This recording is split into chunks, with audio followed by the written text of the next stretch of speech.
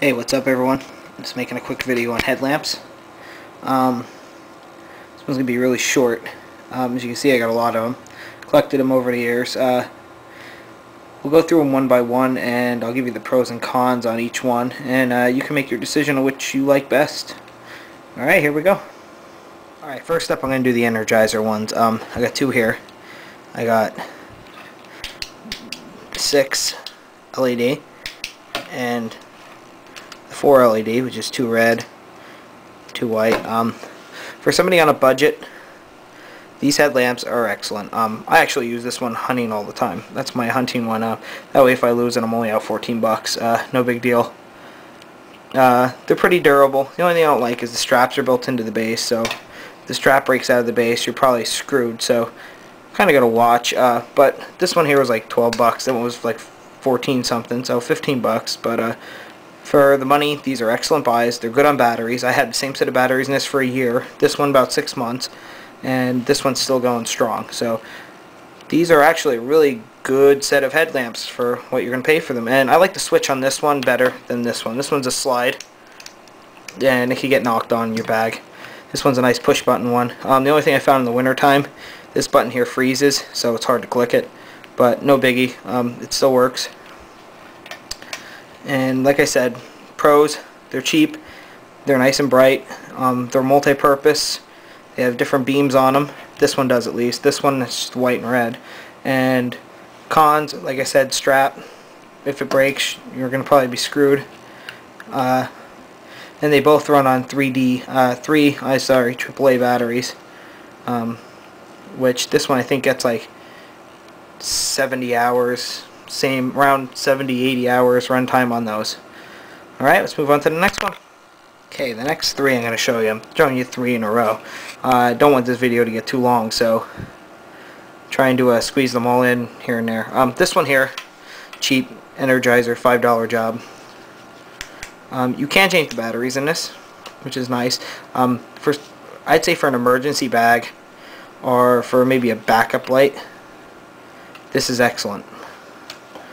Other than that, I wouldn't use it as my main light for walking in the woods. And you got the Atom by Cyclops. Get these at Cabela's, they're 10 bucks. I bought one just to see what it was like. This light's actually a pretty nice light. Again, I wouldn't use it as my main light. It's a nice camp light, or a backup, or take the strap off and you could use the clip on it to clip it in your tent somewhere. And this would be a nice little light. Excuse me. Runs on 2032 lithiums, 2016, 2 of them, along with this Princeton Tech pulsar light, impulse I mean.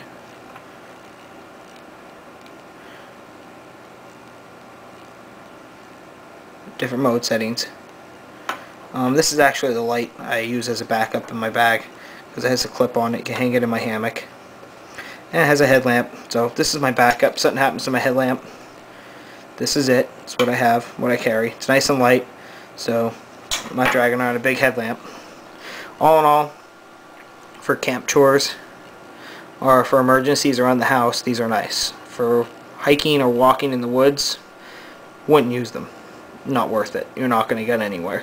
You're not going to see nothing, so it's not even really worth trying. So for a main light, no. For backups, these are excellent. Okay, and here we got the Coleman Max. See if my camera focuses. This here is probably one of the brightest headlamps I have. Excellent, excellent in that category. Other than that, quality, it actually comes off this really easy, and you could lose it. It's made kind of cheap, but for how bright it is, this thing's awesome. I mean, I can't say no more about it. I mean, battery wise, it eats batteries up. It's not as great as the other ones, battery life, but when it comes to brightness, this thing is ridiculously bright. Like I said though, cheaply made but very bright. Runs on 3 AAA, just like the rest of them. Paid like 25 bucks for this. Not worth the 25 bucks for quality. For brightness, oh god, yeah. this thing's bright. But like I said, quality, no. I wouldn't pay 25 bucks again for this light.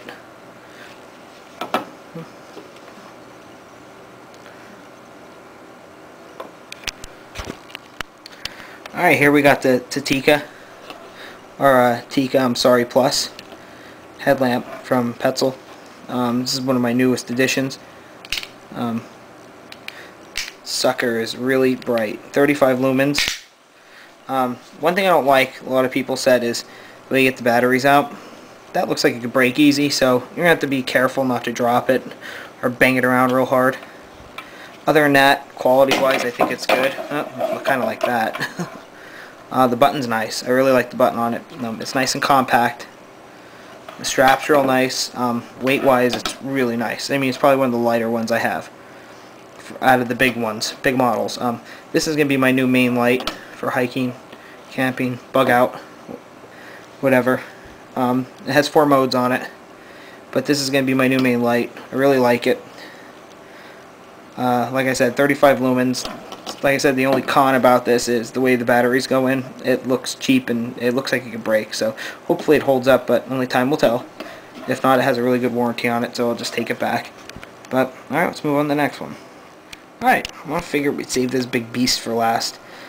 This is probably I think, first or second probably headlamp I ever owned. Probably about 7 years old, maybe older than that.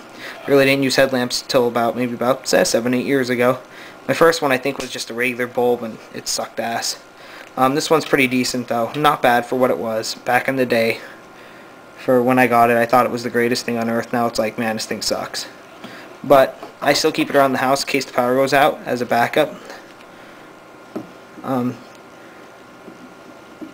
Has a 40-hour runtime on the LEDs. Maybe about an hour, 2 hours on the regular bulb. The regular bulb was bright. It's starting to die.